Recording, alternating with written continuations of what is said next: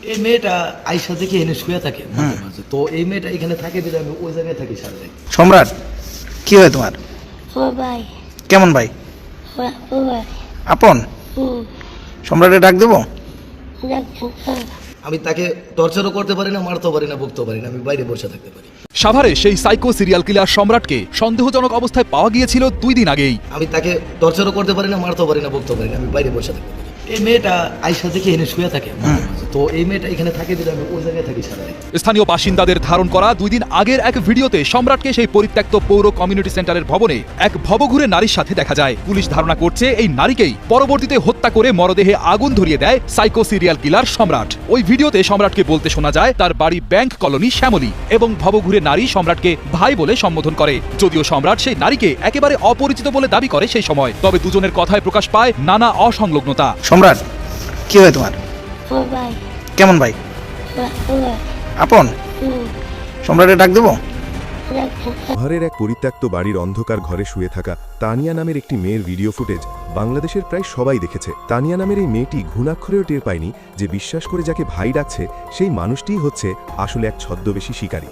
আপন ভাই বলে ডাকার পরেও শেষ পর্যন্ত নিজেকে বাঁচাতে পারেনি তানিয়া। পুলিশের চোখের সামনে দাঁড়িয়েও নিজের অভিনয় দক্ষতা কাজে লাগিয়ে পার পেয়ে গিয়েছিল চতুর খেলোয়াড় সম্রাট। কিন্তু শেষ রক্ষা আর হলো না। সামান্য এক সিসিটিভি ফুটেজেই ফাঁস হয়ে গেল সম্রাটের সকল কুকীর্তি। আসসালামু আলাইকুম প্রিয় দর্শক, ভিডিওর শুরুতে কিছু ভিডিওর অংশ বিশেষ দেখেছেন, দেখে বুঝতে পেরেছেন আজকের এই ভিডিওটা কতটা গুরুত্বপূর্ণ হতে যাচ্ছে। দর্শক, ভিডিওটি না টেনে সম্পূর্ণ দেখুন, আর আমাদের চ্যানেল নতুন হয়ে থাকলে চ্যানেলটি সাবস্ক্রাইব করে আমাদের সাথেই থাকবেন। দর্শক চলুন ভিডিওগুলো দেখে আসি।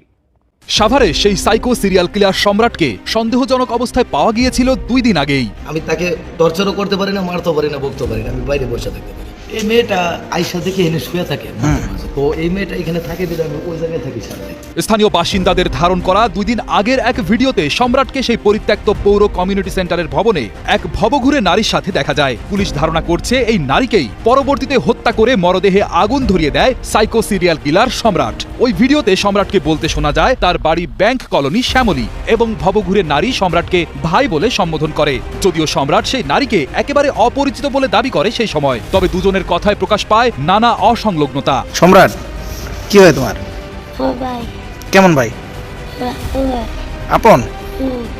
সম্রাটে ডাক দেবো? ডাকছেন। একটি মাফিয়া কিনা আপনারা ধরতে পারছেন, দ্বিতীয় মাফিয়া যে সাভারে নাই এমন কোনো কথা নাই। সে যে আবার এখানে কোনো অঘটন ঘটাবে না এটারও কোনো কথা নাই। যেই সাইলেন্ট পাগলে বেশি থানার সামনে ঘুরতে পারে তারা যে আমাদের অলিগলিতে ঘুরবে না তার কি গ্যারান্টি আছে? আপনারা পুলিশরা দ্রুত এর একটা ব্যবস্থা নিন। পুলিশের একদম নাকের ডগায় থেকে সিরিয়াল কিলার মশিউর রহমান খান সম্রাট একে একে অন্তত 6 জন মানুষকে হত্যা করেছে মাত্র 7 মাসে। গত 18 জানুয়ারি রবিবার পরিত্যক্ত পৌর কমিউনিটি সেন্টার থেকে জোড়া লাশ উদ্ধারের পর সিসিটিভি ক্যামেরার ফুটেজ সংগ্রহ করে বিশ্লেষণ করলে ধরা পড়ে সাইকো সিরিয়াল কিলার সম্রাটের কুকীর্তি। তোমার নাম কি? আমি সানি, তানিয়া? সানিয়া না সানি? সানি, কোথায় বাড়ি? সানি হ্যাঁ, বাড়ি কোথায়? শেরপুর, হ্যাঁ, শেরপুর, কোন দেশে? ওকে তো শেরপুর, শিয়াপুর? শেরপুর? এখানে খাইয়ে দেবে, কতদিন যাবত থাকো? ওখানে খাইয়ে দেবে, ঘুমাই। 3 দিন। তুমি আগে কই থাকতা? আগাম করে থাকে আমি কোথায়? বাসায় খাও কোথায়? খাইয়ে বলছি খাও কোথাও? দোকান থেকে রাত্রে খাই। এখানে কেউ ডিস্টার্ব করে না? না, হুম? না, রাতে ঠান্ডা লাগে না? জানি না, ঘুমাই। একা থাকো? একা নাকি আর লোক আছে? আমার ওকাই শুধু আমি বয়ে থাকতে দেখাই। এই যে বয়ে থাকে এটা তোমার লোক? সম্রাট, কি হয় তোমার? আমার ভাই, কেমন ভাই? ও ভাই, আপন? সম্রাটে ডাক দেবো? ডাকছেন। কই এই সম্রাট? কই এই সম্রাট, এদিকে আসো তো ভাই। এটা কে? এটা এই মেয়েটা আইসা দেখে এনে শুয়ে থাকে মাঝে মাঝে। তো এই মেয়েটা এখানে থাকে দিলে আমি ওই জায়গায় থাকি সারাদিন। এখন আর কিছু বলি না। তবে একটা ছেলে আছে, ওই মেয়েটাকে এখানে দিয়ে যায়। আমি কে চিনি দেয়? না, এমনি আমার সাথে কোনো ব্যক্তিগত সম্পর্ক নাই। কে দিয়ে যায়? সকালে মেয়েটা চলে যায়, রাত্রে আসে 2 দিন যাবত কালকের থেকে। আর আমি তো এইদিকে আসো তো, তোমার ভাই পরিচয় দেয়। তুমি না না, আমার ওয়াইফ না অবশ্য, কিন্তু আমি আমার বাপের নাম জিজ্ঞাসা করি। কে এটা? কথা বলো দি ওর সাথে। জিজ্ঞেস করলে বাপ মারা গেছে। ওরে জিজ্ঞেস করো। এই তানিয়া, এই তোমার আব্বার নাম কি? নিচে যাও, নিচে ওখানে ওখানে বসো। না, ওই ওইখানে সাইডে বসবো। জিজ্ঞেস করো, ওরে উঠাও। কিন্তু ওর সাথে তোমার ব্যক্তিগত সম্পর্ক নেই। এই এই ওঠো। এই তোমার বাবার নাম কি? দোসিং হ্যাঁ, দোসিং জসিম। আর তোমার এই তোমার ভাই মায়ের কোনটা নাম এটা? তোমার মায়ের নাম কি? হ্যাঁ মা হ্যাঁ। তোমার ভাই কে? ভাই এটা? তোমার ভাই কেডা? এই সোনিয়া, তোমার ভাই কে এটা? এটা এটা সম্রাট। তোর আপন ভাই কিছুই না, আমি ওর এখানে আয়া দেখছি। তো তুমি এখানে একটা মেয়ে থাকে, তো আমি তুমি কিছুই এখানে বলতে থাকবে পারি না। না, কারণ একটা মেয়ে থাকলে এটা একটা ভাঙা বাড়ি। আমি তাকে টর্চারও করতে পারি না, মারতে পারি না, বকতে পারি না, আমি বাইরে বসে থাকতে পারি বড় জোর। তার নাম কি তাও আমি জিজ্ঞেস করি না, কিন্তু তাকে জিজ্ঞেস করলে এটাই কইবো যে ভাই কেউ না, কেউ যে আইবো তাকেই বলবো ভাই। তো তুমি না আগে অন্য কথা ছিল। সোনিয়া হইতেও পারে, বলা যায় না, জিনুইনি সোনিয়াই হইব। তোর কাগজ কলম দিয়ে কি লাগছে এখন?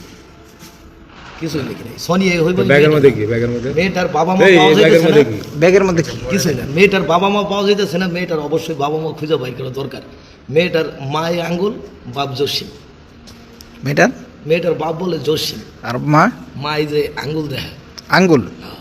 আর ভাই সম্রাট? ভাই জসিম। এখন আমি মেয়েটার আপন ভাই না তোর, তারপরেও যদি ভাই দাবি করে কি করে? তোমার পুরো নাম কি? আমার পুরা নাম বশির রহমান সম্রাট, ধরিও আছে। আর ইয়া বাড়ি কোথায় তোমার? বাসায় এই জায়গাটায় আমার লাল ব্যাংক কলোনি ৭৪ শ্যামলী, কিন্তু থাকতে পারি না দখলে সবসময়। তুমি চারটা ঠিকানা বললা, কোনটা তোমার? ওইটাই ব্যাংক কলোনি এ ৭৪ শ্যামলী। ওটা তো ভিন্ন লোকের ঠিকানা। না, ওইটা আমার নিজের। এখন এসটি কটন দেওয়া আছে, আগে মশিউর রহমান সম্রাট দেওয়া ছিল। সাভার থানায় আমি একটা কাগজ লিখে বলছিলাম ওইটা সরাই দিতে। আমার জানা মতে আমার সই ওইখানে আছে, ভিডিও এলাকার তো কেউ চিনে? সবাই চিনে, সবাই। এখন আমি ওই বাসাটা দখল পেতে এখানে থাকি। দেখছেন কাপ মানে নিয়ে এসে কাপ তিরিশ সব আছে। এই জুতো তো সম্রাটের। এই সম্রাট, এটা কি তোমার সংসার? এটা সংসার সম্রাটের। এটা আমার নিজের সংসার। তোমার সংসারের কি উনি পত্নী? এখন উনি আমার কিছুই না, তবুও যদি উনি আমাকে চিনে দিলে থাক, না চিনে নেই। তো তোমরা দুইজন একসাথে? ও তো মাত্রই ও তো মাত্র বললো ও বাইরে বসে থাকে।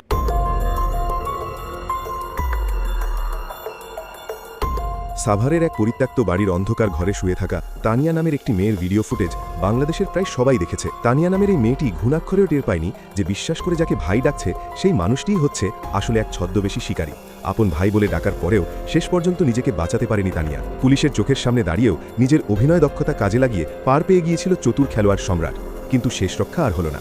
সামান্য এক সিসিটিভি ফুটেজেই ফাঁস হয়ে গেল সম্রাটের সকল কুকীর্তি। কে এই ছদ্মবেশী শিকারী সম্রাট? কেন তার নিজের তৈরি করা অদ্ভুত কোড ল্যাঙ্গুয়েজ 34 মানেই সব শেষ? এ সমস্ত জটলাই আজ খোলা হবে আমাদের আজকের এই বিশেষ পর্বে। সাভার পৌর কমিউনিটি সেন্টারের পরিত্যক্ত ভবনটিকে সাধারণ মানুষ শুধুই এক জরাজীর্ণ দালান হিসেবে জানত। ধুলোবালি আর মাকড়সার জালে ঘেরা এই ভবনটি যে আসলে এক ভয়ঙ্কর অপারেশন থিয়েটার, তা ঘুণাক্ষরেও কেউ টের পায়নি। এই অন্ধকার রাজ্যের একচ্ছত্র অধিপতি ছিল সম্রাট। সে নিজেকে কখনোই পাপী মনে করত না, বরং নিজের তৈরি করা অদ্ভুত এক রাজ্যে সে নিজেকে ভাবত প্রধান বিচারক। তার দর্শন ছিল সাধারণ মানুষের চিন্তার একদম বাইরে। সে মনে করত সমাজে যারা অনৈতিক কাজ করছে বা যাদের আচরণ তার পছন্দ হচ্ছে না, তাদের শাস্তি দেওয়াটা তার নৈতিক দায়িত্ব। এই শাস্তি দেওয়ার জন্য সে তৈরি করেছিল এক নিজস্ব কোড ল্যাঙ্গুয়েজ, যার নাম সে দিয়েছিল 34। এই 34 মানেই হলো সানডে মানডে ক্লোজ, অর্থাৎ গেম ওভার। শিকার একবার তার ডেরায় প্রবেশ করলে আর এই 34 কোড অ্যাক্টিভ হয়ে গেলে সেই মানুষের পৃথিবী থেকে বিদায় নেওয়া ছাড়া আর কোনো পথ খোলা থাকত না। তার ভাষায় সে মানুষগুলোকে পৃথিবী থেকে মাইনাস করে দিত। 2025 সালের জুলাই মাস পর্যন্ত সে সাভারের মডেল মসজিদ এলাকায় অবস্থান করত। কিন্তু 2025 সালের 4 জুলাই আসমা বেগম নামের এক বয়স্ক নারীকে চিরতরে সরিয়ে দেওয়ার পর সে তার আস্তানা পরিবর্তন করে। এরপরই সে তার এই গোপনীয় অপারেশন থিয়েটার স্থানান্তর করে পৌর কমিউনিটি সেন্টারের এই পরিত্যক্ত ভবনে। 2026 সালের জানুয়ারি পর্যন্ত এই ভবনটিই ছিল তার গোপন দুর্গ, যেখানে সে একের পর এক তার শিকারদের পরপারে পাঠিয়ে দিচ্ছিল। এই গল্পের সবচেয়ে মর্মান্তিক অধ্যায়টি শুরু হয় 2026 সালের 1 জানুয়ারি। উত্তরা থেকে হঠাৎ করেই নিখোঁজ হয় বুদ্ধি প্রতিবন্ধী মেয়ে তানিয়া আক্তার। তানিয়ার বাবা জসিম এবং পরিবার তাকে হন্যে হয়ে খুঁজছিল। 5 বোন ও 1 ভাইয়ের সংসারে তানিয়া ছিল সব থেকে আদরের। কিন্তু প্রশ্ন হলো, উত্তরা থেকে তানিয়া কিভাবে সাভারে পৌঁছল? পুলিশ এবং তদন্তে উঠে এসেছে যে সম্রাট গভীর রাতে বিভিন্ন মহাসড়ক বা ফুটওভার ব্রিজের নিচে ওত পেতে থাকত। তার প্রধান টার্গেট ছিল ভবঘুরে বা মানসিক ভারসাম্যহীন নারীরা। ধারণা করা হচ্ছে নিখোঁজ হওয়ার পর তানিয়া যখন রাস্তা চিনতে পারছিল না, তখনই চতুর শিকারী তাকে মহাসড়ক থেকে ফুসলিয়ে তার আস্তানায় নিয়ে আসে।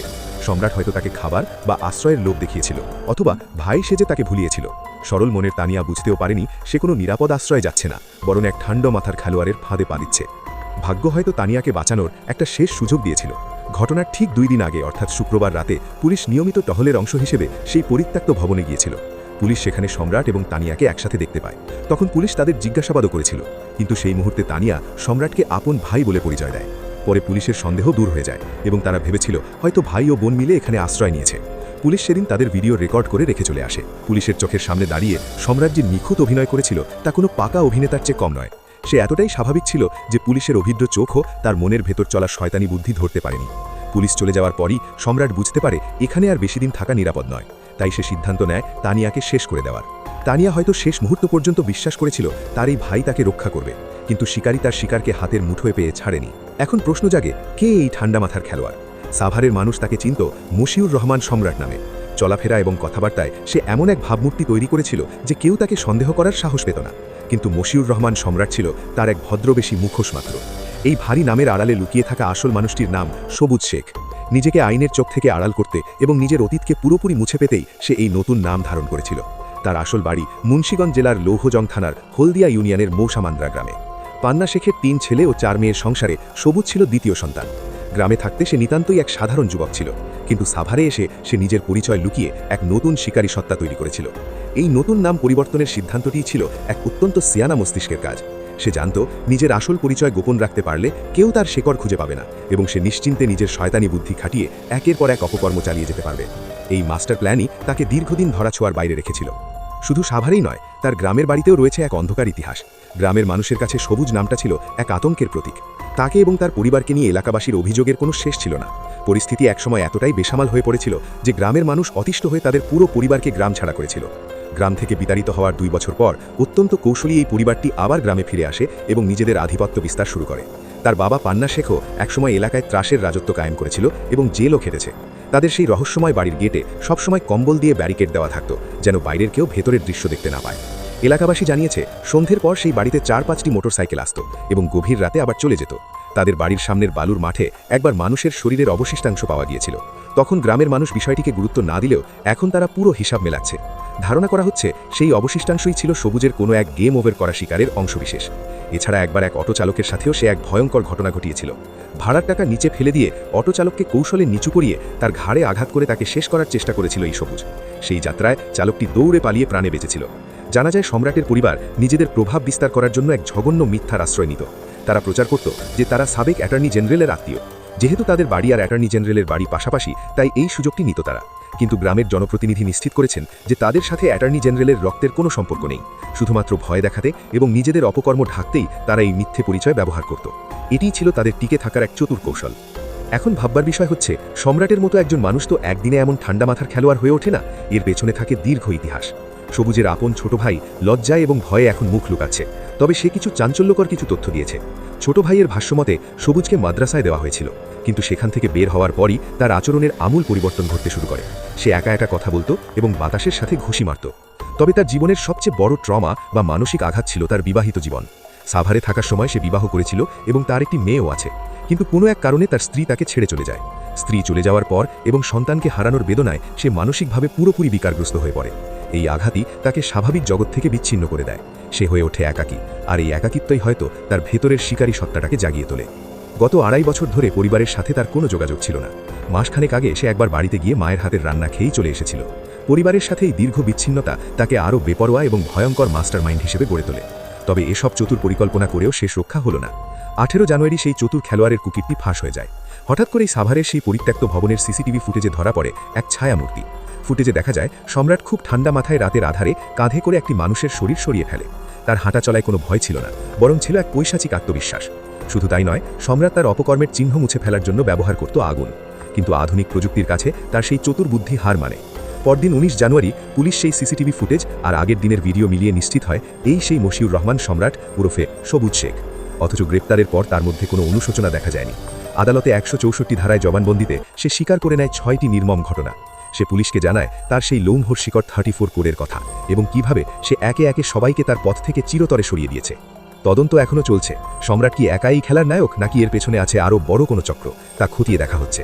সম্রাটের মতো একজন ভবঘুরে মানুষের পক্ষে কি একা এত বড় পরিকল্পনা বাস্তবায়ন করা সম্ভব, নাকি এর পেছনে আছে কোনো সংঘবদ্ধ দল যারা মানসিক ভারসাম্যহীন মানুষদের ব্যবহার করছে, তা এখনও রহস্য। সম্রাট এখন আইনের খাঁচায় বন্দী, কিন্তু সাভারের বাতাসে এখনও ভাসছে সেই প্রশ্ন, আমাদের আশেপাশেই হয়তো এমন অনেক সম্রাট ছদ্মবেশে ঘুরে বেড়াচ্ছে যারা তানিয়ার মতো সরল মানুষদের বিশ্বাস নিয়ে খেলে। তাই চোখের দেখা বা মুখের কথায় বিশ্বাস করার দিন শেষ।